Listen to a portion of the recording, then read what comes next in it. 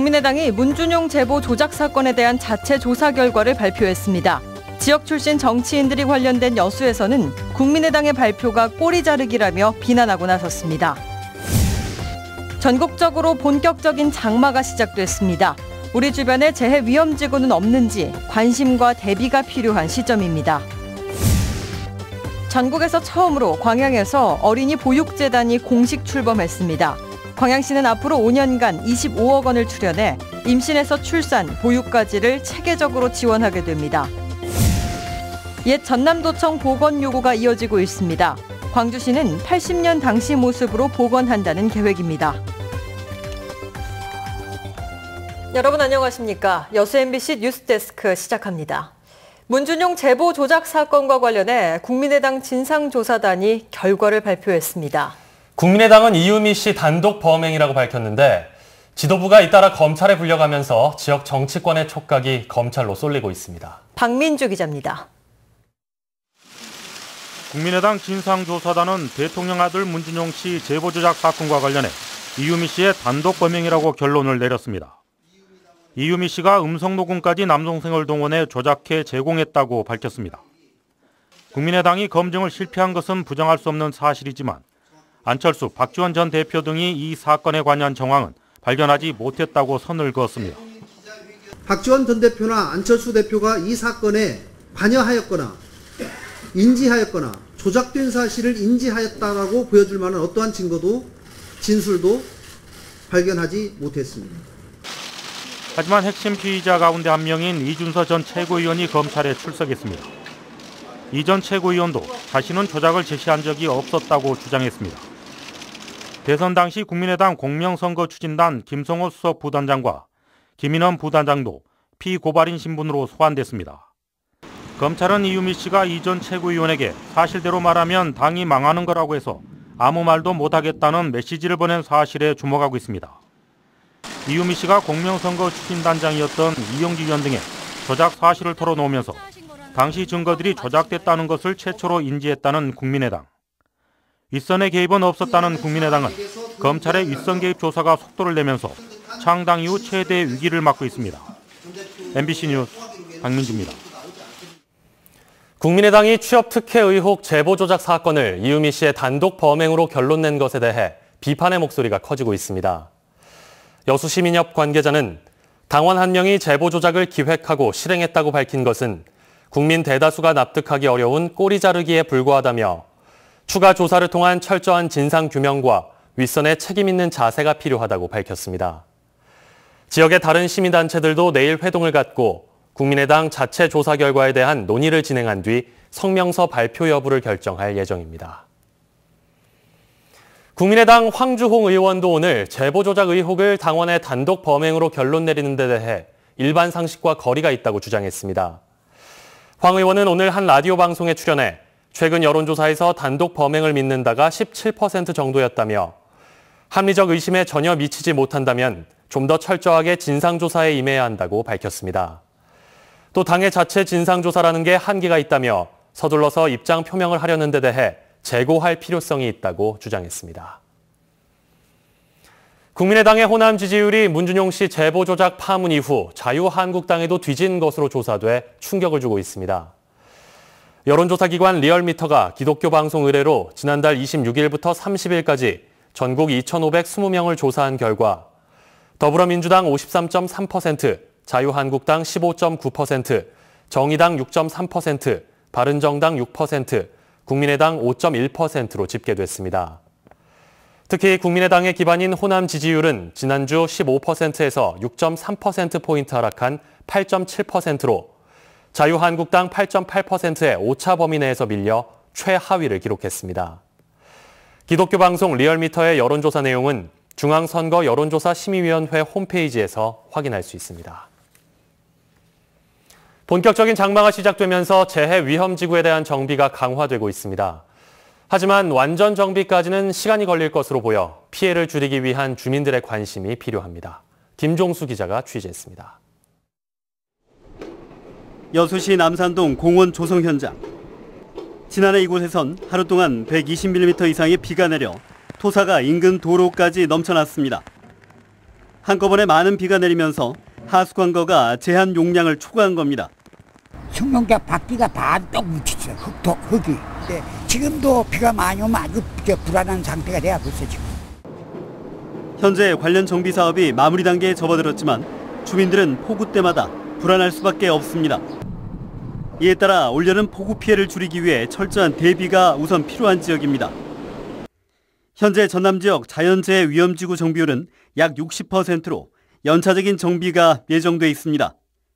하지만 급경사 위험지구 등 피해 우려 지역의 정비율이 30%에 머물면서 완전 정비까지 시간이 걸릴 것이란 우려도 나오고 있습니다. 최대한 국민안전처에서 지원을 지금 받고 있는데요. 예산을 확보해서 조금이라도 조기에 해소될 수 있도록 적극 노력하겠습니다. 전문가들은 예상 가능한 재해 징조에 대해 주민들의 관심이 중요하다고 조언합니다. 누수와 균열 등 위험 요소를 조기에 발견해 피해를 최소화할 수 있기 때문입니다. 평소 때 물이 흐르는 게 아닌데 옹벽에서 물이 흐른다거나 이렇게 갑자기 균열이 가 있다거나 그러면은 제가 보기에는 그 붕괴되기 바로 직전이거든요. 그거를 피하는 게 제일 중요합니다. 최근 기상 변화로 국지성 호우 등 돌발 변수가 많아지면서 올여름 물폭탄 피해를 줄이기 위해 지자체의 적극적인 대응과 주민들의 철저한 점검이 요구되고 있습니다. MBC 뉴스 김종수입니다. 장마가 시작됐지만 지역별로 강수량이 큰 차이를 보이면서 농민들의 걱정이 가시지 않고 있습니다. 북상하고 있는 태풍 난마돌은 내일 일본으로 우회할 것으로 전망돼 광주 전남에는 큰 영향이 없을 것으로 보입니다. 김진선 기자입니다. 오랜 가뭄에 바닥을 드러낸 무안의 한 저수지. 장마가 시작된 지 닷새째.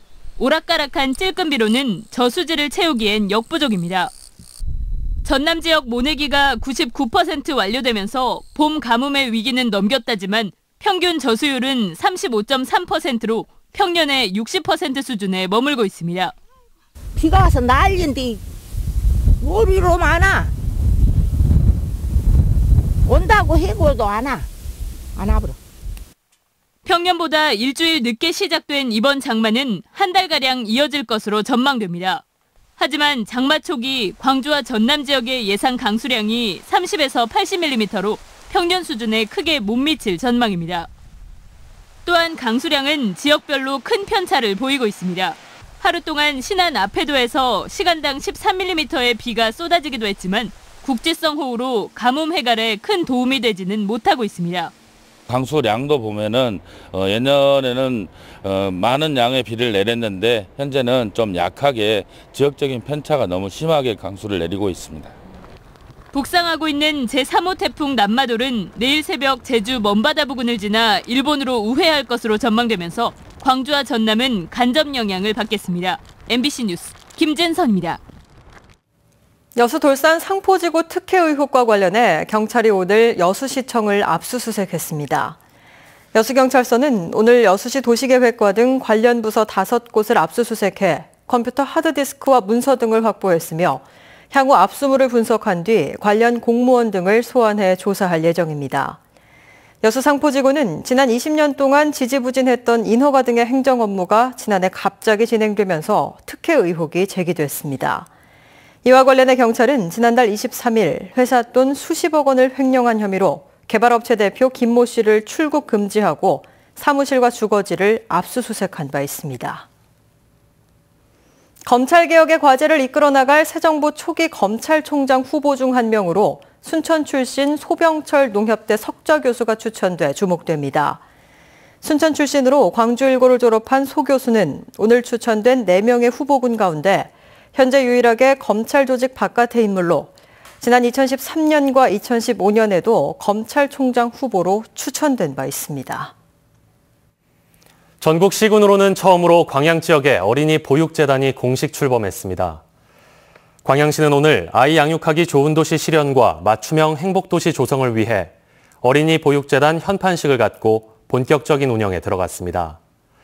광양시는 보육재단에 매년 시 출연금 5억 원씩 5년간 25억 원을 출연해 임신에서 출산, 보육까지 지역 어린아이에 대한 체계적인 지원을 위해 다양한 사업들을 펼칠 예정입니다.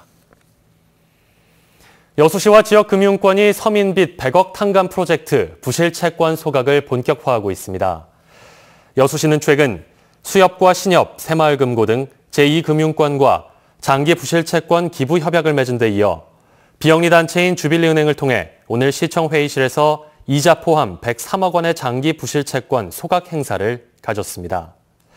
이번에 소각되는 부실채권은 1,000만 원 이하 취약계층의 생계형 채무로 제2금융권 16개 기관과 여수 상공회의소가 기부 형태로 참여하고 있습니다. 옛 전남도청 복원을 요구하는 점거 농성이 300일째 이어지고 있습니다. 광주시는 도청과 경찰청을 80년 모습으로 복원한다는 안을 확정하고 구체적인 절차에 들어갔는데요. 넘어야 할 산이 많습니다. 박수인 기자입니다. 지난해 9월 7일 유네스코 아태지역위원회가 옛 전남도청 별관에 문을 열 예정이었지만 5.18 단체들의 반대로 무산됐습니다.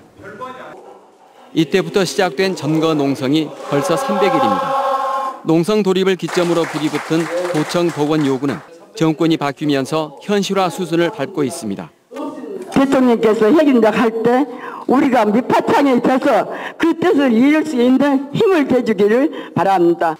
광주시는 도청 복원을 추진할 전담팀을 구성해 실무 절차에 착수했습니다. 전남도청과 경찰청을 1980년 모습대로 복원한다는 안을 사실상 확정하고 올해 말까지 사진과 증언 등 복원을 위한 자료를 수집할 예정입니다. 보존자료 조사 수집을 위해서 저희가 자료 조사 및 수집 TF를 15명 레벨로 해서 7월 초에 지금 이초갈 예정으로. 문화부는 민주평화교류원으로 조성한 도청과 경찰청을 이전 상태로 되돌리는데 260억 원 이상이 들어갈 것으로 추산합니다. 하지만 내년도 문화부 예산안엔 이 돈이 없습니다. 기획재정부와 국회 심사 과정에서 끼워 넣을 수는 있지만 아시아 문화중심 도시 예산 총액안에서 조정될 가능성이 높습니다. 문화전당 콘텐츠나 7대 문화권 조성 등 다른 사업비가 복원에 쓰일 수 있다는 얘기입니다. 복원 이후 모습과 활용 방안을 결정하는 건 복원을 결정하는 것보다 어려운 문제입니다. 민주평화교류원이 없어질 경우 왜 지금의 자리에 문화전당을 세웠는지 답변하기가 궁색해지는 것도 복원에 뒤따르는 문제 가운데 하나입니다. MBC 뉴스 박수인입니다. 지역 내 폐류의 수출 활성화를 위해 가공기업들을 대상으로 지원 사업이 추진됩니다. 해양바이오연구센터는 오는 11월까지 9,500만 원의 사업비를 들여 굴과 꼬막 등 폐류 가공기업들을 대상으로 상품 출원과 제품 분석 등 지원 활동을 펼치기로 하고 국내외 박람회 참가 경비도 함께 지원해 지역 폐류의 판로 확보에 도움을 줄 계획입니다. 현재 고흥과 여수 등 전남 해역에서는 매년 2만여 톤의 굴 생산으로 200억 원의 소득이 창출되는 등 지역 폐류에 대한 관심이 높아지고 있습니다. 전라남도의회 제315회 임시회가 내일 개회합니다. 오는 19일까지 이어지는 이번 임시회에서 도의회는 3,500여억 원 규모의 추가 경정 예산안을 심의 의결하고 하반기 주요 도정과 교육행정에 대한 업무 보고를 받게 됩니다. 특히 이번 임시회에서는 여순 사건 진상규명과 희생자 명예회복을 촉구하는 건의안이 채택될 예정이어서 관심을 모으고 있습니다. 광양시의회가 제7대 후반기 1년을 시민과 소통하는 현장 중심의 의정활동에 주력했다고 평가했습니다. 광양시의회는 지난해 7월 7대 후반기 출범 이후 의원들이 시민 불편사항 해결을 위해 생활 현장을 직접 확인하고 점검하는 현장 의정활동에 주력했다고 밝혔습니다. 의회는 또 어린이집 안전과 발달장애인 권리보호 등 사회적 약자를 배려하는 조례발의에 중점을 뒀으며 의회 홈페이지를 통해 다양한 의정활동을 시민들이 열람하도록 시민과 소통하는 의회상 정립에 노력했다고 덧붙였습니다.